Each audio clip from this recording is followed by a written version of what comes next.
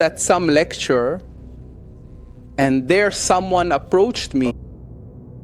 I looked 10 times. It's about an officer, and the officer says to me, I will tell you something as a great honor. I will tell you something incomprehensible. Tells me I am right now for sure. From Gaza, and I'm heading back to Gaza, telling her, we were inside a building. We entered the building. I, as an officer, say that in the nations of the world, they first send the soldier and the officers behind. As an officer, I went first. I'm coming from the first floor towards the staircase of the second floor. He says there's something I know that cannot be. You look at me as if I'm crazy, as if I'm not normal. I see a rabbinical figure. I don't know who that is either, a rabbinical figure, an old man. He sort of says to me, I don't know if he actually told me this directly, but it's like he's addressing me, telling me not to rush. He's in a mess in the middle of something. Operation on stage, that's in the middle of an action, fitting what they're doing there. Lots of activity. I say I'm going up, and the soldiers are behind me. There are quite a few soldiers behind me. There's another one in... He gave me the names. I don't quite understand what he means. He tells me, don't go up, danger. Don't go up, danger.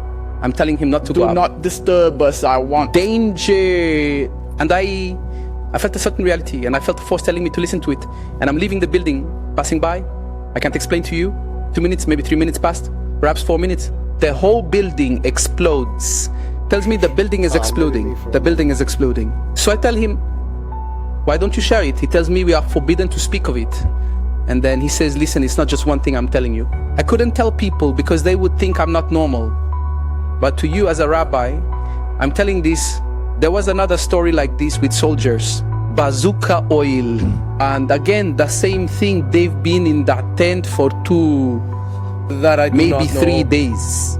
It's terraces of sand, he says. If they were sure it was a place of peace. After 3 days, they realized they are in the same place, one of them. I didn't understand if it was during the night or in the day. And one of them simply says, he says, we must leave the tent now. We didn't understand him. And she says, we have to leave. He tells me, as he heard it from someone, he says, one of the soldiers says, we have to get out. They come out of the tent. And as they come out of the tent, just a few minutes pass, and out of the tent comes a terrorist. They didn't understand how it could be that he turned out a terrorist. But what did they understand? That their tent, they didn't know. Their tent was located on the entrance of a tunnel. Simply exploited.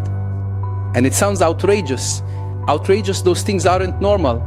But then I remember the stories told. In Operation Kaslid, Rachel revealed herself to the soldiers and said, not 1 or 2 soldiers, and I know from the last days, about soldiers who say they saw rabbinic figures inside Gaza.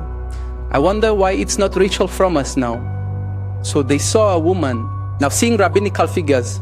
Now I know that various soldiers tried to associate a rabbinical figure with this rabbi. And this for the rabbi, I do not know. No, some rabbis, but rabbinical figures reveal themselves to soldiers inside Gaza.